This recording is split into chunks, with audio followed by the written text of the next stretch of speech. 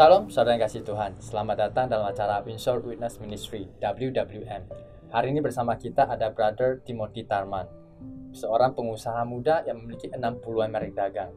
Dan kita akan cari tahu apa yang menjadi rahasianya. Salam bro. Salam bro. Bro, apa menjadi rahasiamu untuk memiliki 60-an merek dagang di usia muda? Tentu karena anugerah Tuhan itu tentu. Oh, kalau ngomong Tuhan, bro, setahu saya kan dulu belum percaya Tuhan kan? Sejak kapan bro terima Tuhan? Saya sudah ikut Tuhan Yesus sudah 10 tahun lebih 6 hari. Gitu hari. Ya. Kok bro bisa ambil keputusan terima Tuhan? Apa yang terjadi pada bro? Jadi ceritanya gitu. Saya waktu sebelum 10 tahun yang lalu, saya kan juga sudah punya usaha, punya banyak usaha juga, tapi tidak seperti sekarang. Dulu punya usaha, banyak usaha yang sedikit ke arah tidak benar. Tentu ada yang bagus juga seperti plaza dan lain-lain. Saya juga, tapi ada juga bisnis-bisnis dunia malam. Ya, itu banyak. Sama bisnis-bisnis judian dan lain-lain. Itu saya merasa sendiri sudah saat itu ya. Tentu belum kenal Tuhan ya.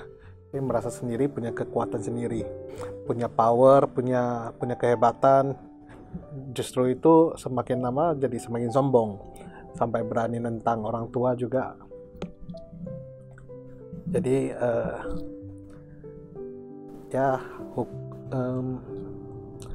hukum alam kan berjalan, karma berjalan.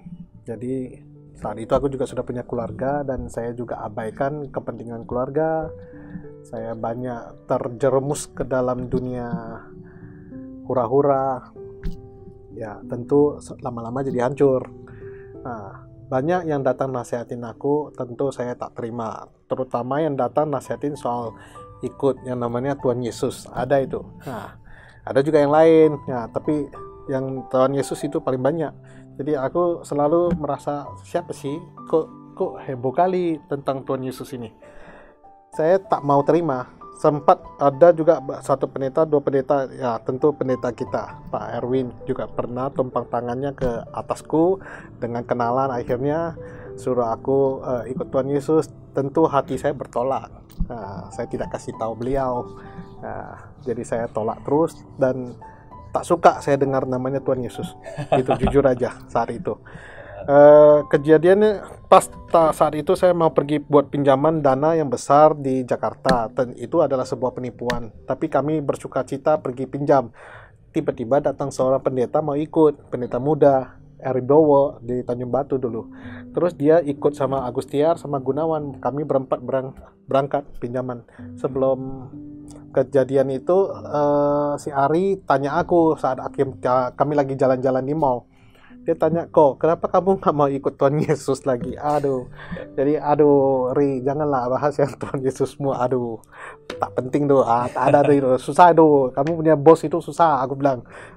Tuhan kamu susah diikut punya. Karena kami tak bisa tinggalkan dunia kita, gitu loh. Si Ari beda sama yang sebelum-sebelumnya punya pendeta. Cara mancingnya keren. Dia bilang gitu, bro. Dia bilang, kok kamu salah, dia bilang. Kalau Tuhan Yesus kita, kalau kamu sudah ikut, dia akan arahin kamu gimana susun hidupmu dengan baik agar semua itu baik-baik saja. Dia bilang gitu. Sepertinya begitulah. Jadi aku bilang, loh, jadi aku punya keluarga yang seperti begitu juga Tuhan bisa bagusin semua, bisa terima. Kamu ikut dulu, dia bilang. Kamu ikut bos dulu, Tuhan Yesus dulu, nanti Tuhan atur satu persatu buat kamu dengan baik. Pasti itu, saya jamin itu.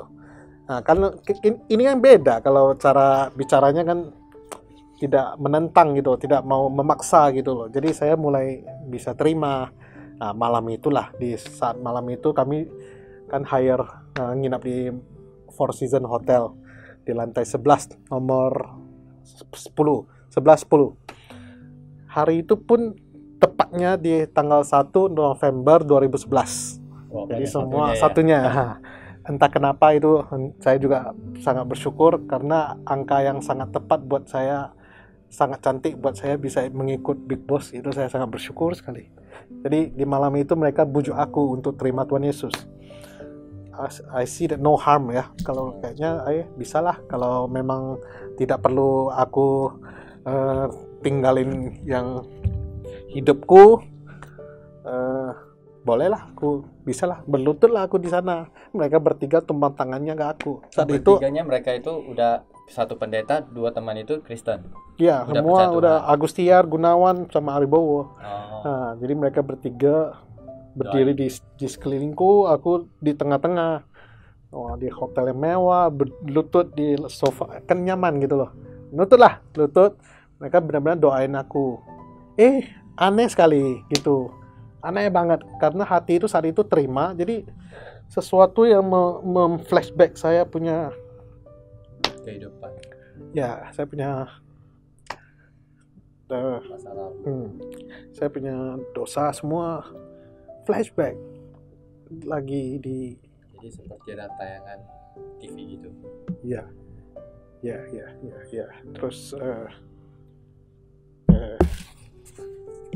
Terus ya Dilawat Roh Kudus. Ya, saya nangis 1 jam lebih. Saya di kata mereka saya nangis 1 jam. Saya entah kenapa nonstop nangis terus, flashback segalanya terus. Ya saat itu saya sudah lega banget ya. Berat badan, punggung, beban semua, masalah keluarga, masalah bisnis semua terasa lega ya. Jadi saya habis itu pulang sama mereka, saya bersedia. Beberapa hal saya mau tinggalin dulu karena namanya sudah ikut beliau ya, harus sedikit ekspres lah. Saya bilang sendiri, stop rokok lah, stop smoking lah, stop ngobat lah, stop yang bisnis yang sudah saya jalankan yang haram-haram. Kebetulan juga satu persatu dihancurin lah, ditamatin, ditutup gitu loh, secara ajaib juga, tak tahu kenapa caranya. Nah, saya nggak mau tahu lah, ibaratnya itu juga bertentangan sedikit. Nah, jadi saya ikut Tuhan ya seperti begitu. Saya minta tuntunan Tuhan gitu loh. Saya minta tuntunan Tuhan selama 10 tahun ini. Saya selalu ke gereja. Saya selalu, karena saya rasa banyak yang belum saya mengerti, banyak firman Tuhan ya. Saya orangnya tidak bisa baca Alkitab ya. Saya minta maaf sama Pak Erwin lagi. Saya tidak bisa baca Alkitab karena baca pasti ngantuk. Tapi saya mau ke gereja, mau belajar ayat-ayat yang disampaikan. Ya begitu khotbah. Saya lebih cepat dapat dari khotbah lah. Dari khotbah saya bisa dapat, dan saya implementasikan beberapa. Ya, ada satu yang saya selalu bertolak lah. Nah, itu tentang perjinahan. Nah, itu saya nego lah sama bos. Nah, itu janganlah, itu yang lain bolehlah. Tentu Tuhan ya ujung-ujungnya juga beresin aku soal itu juga. Nah, jadi ya begitulah ceritanya. Saya pelan-pelan hidup dalam Tuhan. Sepanjang 10 tahun saya selalu mempunyai hati yang mau bersiap untuk percaya Tuhan Yesus kapanpun itu. Nah, saya sudah anggap Tuhan itu adalah Bapa saya, binaan saya, pengarah saya, semua. Jadi saya selalu minta tuntunan beliau setiap saat. Mana selama 10 tahun saya di gereja, hampir setiap saat saya nangis gitulah, karena terharu ya sama bos kita ini, luar biasa ya. Kebaikan Tuhan ini luar biasa. Nah, Tuhan satu persatu menyelesaikan perkara-perkara usaha bisnis secara ajaib. Nah, tak bisa saya satu persatu untuk jelasin karena terlalu banyak merek dagang ya yang dibina dan diarahin sama Tuhan satu persatu, itu terlalu banyak. Saya singkat aja karena di masa pandemi ini yang terutama yang paling dahsyat nih. Ya, di pandemi ini banyak orang kan bangkrut ya. Seluruh dunia ekonominya hancur. Ya, semua orang tidak pernah mengalami yang seperti begini, tentu juga kami Alpha Group juga langsung dahsyat sekali ini, goncangan ini sangat mengerikan. Saya juga kira saya sudah bangkrut, saya bakal hancur total. Nah, tapi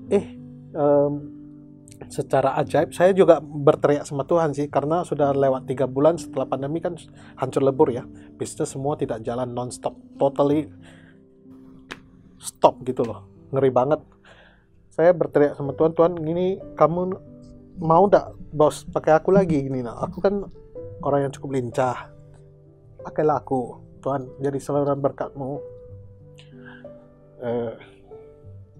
Ya saya minta itu sama Tuhan, Tuhan kasihlah kesempatan buat aku jadikan saluran berkat. Kan aku di gereja HOG YSK 47 jadi saluran berkat, kok aku jadi tukang tidur di rumah, jadi tak bisa apa-apa ya. Jadi saya rasa Tuhan ada dengar sih, Tuhan dengar saya punya itu doa, saya punya teriakan. Terus satu persatu orang yang pengusaha yang bermasalah di masing-masing bidang datang satu persatu cari aku. Kayak aku tuh bos dokter aja, lucu deh. Satu-satu tanya, Pak Tarman gimana ya, saya punya bisnis begini. Saya rasa kayaknya kan saya kan tukang cari solusi punya orang, saya cepat nangkap masalah dan bisa memberikan solusi. Jadi saya satu persatu saya sampaikan secara solusinya mungkin begini, mungkin begitu. Ya tentu sebelum saya lakukan itu Tuhan sudah mempersiapkan sebuah dana juga. Nah ini mungkin terlalu panjang, saya nggak singkat lah, karena saya sudah gabung sama Pak Haritano juga bisnisnya. Jadi saya ada barter saham sama beliau ada sisihkan dananya buat aku, nah, dari hasil kerjasama kita. Jadi barteran dana ini saya manfaatin untuk membangun bisnis baru dengan mengakuisisi atau bekerja sama atau berpartnership sama teman-teman yang sedang bermasalah gitu ceritanya. Singkat, dalam masa ini semua berjalan baik.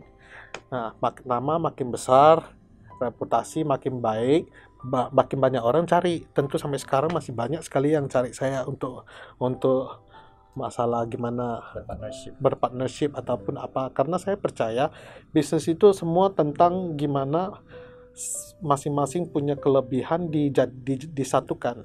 Itu tentu bisa membuat sebuah energi yang besar, cara yang baik ya untuk mensukseskan sebuah usaha gitu loh. Nah, ya seperti begitulah sampai kondisi seperti demikian gitu loh. Jadi intinya dengan anugerah Tuhan, jadi waktu sebelumnya itu kan memang udah keluarga udah bermasalah, bisnis bermasalah, terus Tuhan balikan semuanya. Ya tentu. Terus di dalam pandemi ini malah Tuhan bekerja lebih dahsyat lagi. Amin. Puji Amin. Tuhan. Nah, jadi Pak Tarman kan sudah alami Tuhan, kebaikan Tuhan. Nah, kira-kira apa yang Pak Tarman mau sampaikan kepada orang yang mendengar? Mungkin ada yang masih belum kenal Tuhan, ada yang baru kenal Tuhan, ada yang sudah kenal Tuhan lama tapi tak ada terjadi apa-apa dalam hidup. Pesan saya gitu loh, Tuhan itu melihat kita, melihat hati kita. Tuhan itu lihat kita, niat kita apa gitu loh, isi hati kita apa. Kita bisa saja 10 tahun ikut Tuhan terus, tapi kalau hati kita tidak benar-benar ikut, dia tahu hati kita. Jadi semua tergantung kita sih sebenarnya. Tuhan hanya lihat kita sih. Kalau kita niatnya benar-benar mau ikut, sungguh-sungguh mau ikut, tentu Tuhan akan mendamping kita, bersama kita, apapun terjadinya, gitu loh.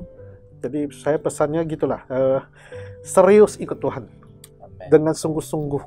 Nah, tidak mungkin kita semua sempurna ya dalam hidup apalagi di dunia sekarang.